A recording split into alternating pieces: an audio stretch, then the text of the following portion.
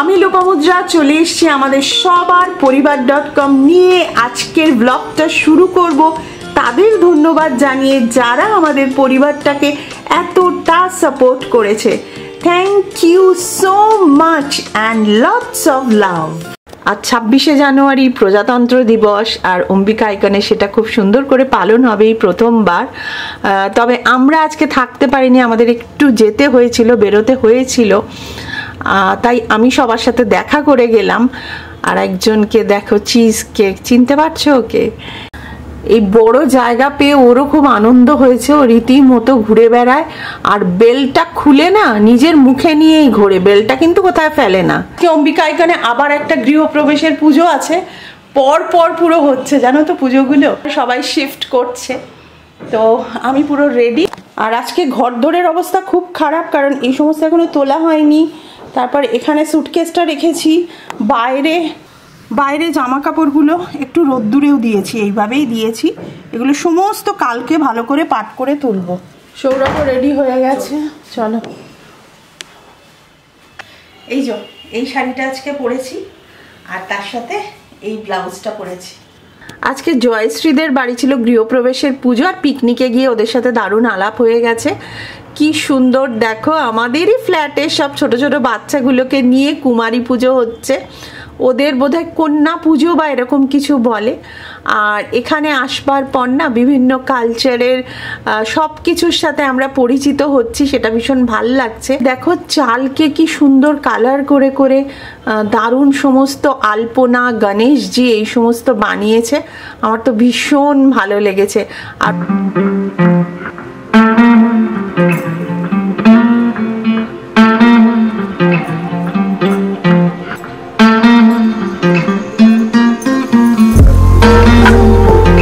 পুজোও যেরকম সুন্দর হয়েছে, খাওয়া দাওয়াও খুবই ভালো। আর খাওয়া দাওয়ার পর আমাদের ফটো তোলা সেটা তো থাকেই, তোমরা জানো।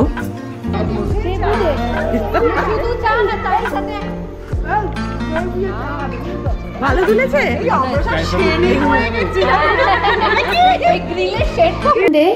প্যানকেকস বানানো হচ্ছে, শারনিক প্যানকেকস বানাচ্ছে আর আমি র্যাপ বানাবো, এটাই আমাদের আজকের হচ্ছে লাঞ্চ, তাই তো?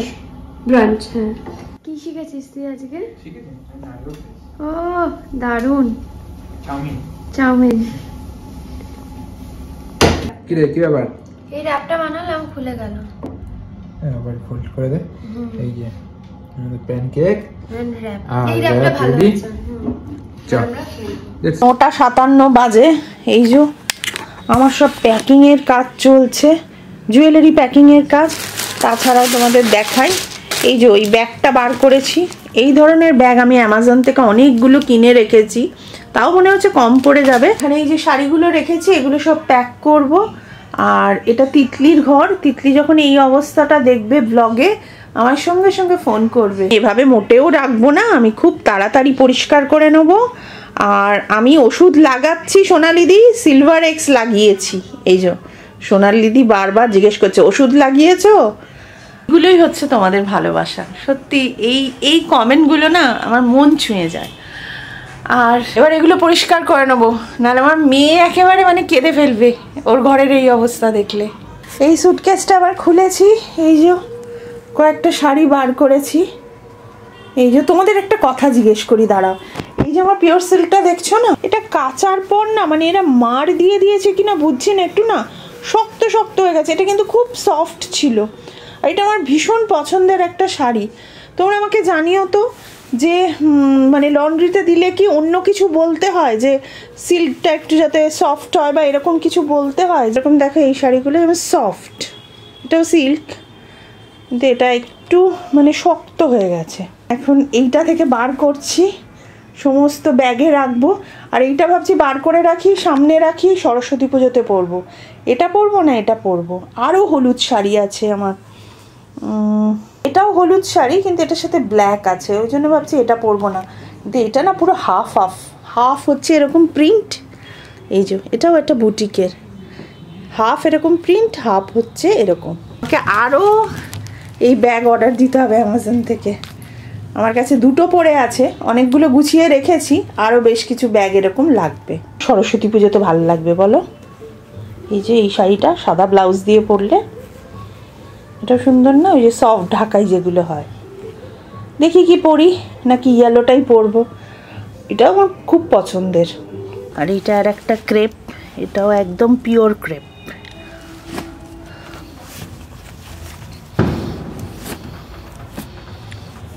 এটা তাসার, আর এটা ব্লাউজ পিস। এই শাড়িটাও আমার খুব পছন্দের, সবই অবশ্যই নিজের পছন্দের।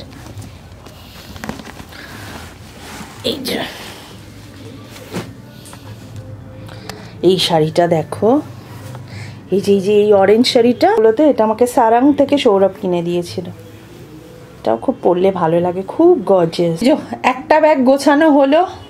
আর এইটা তোমাদের দেখাই, এটা আমার বিয়ের পিওর সিল্ক, সৌরভদের বাড়ি থেকে তত্ত্বে এটা এসেছিল।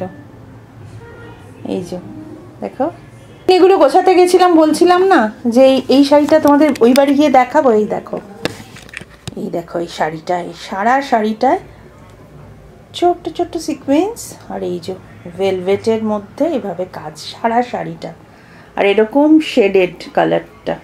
এই যে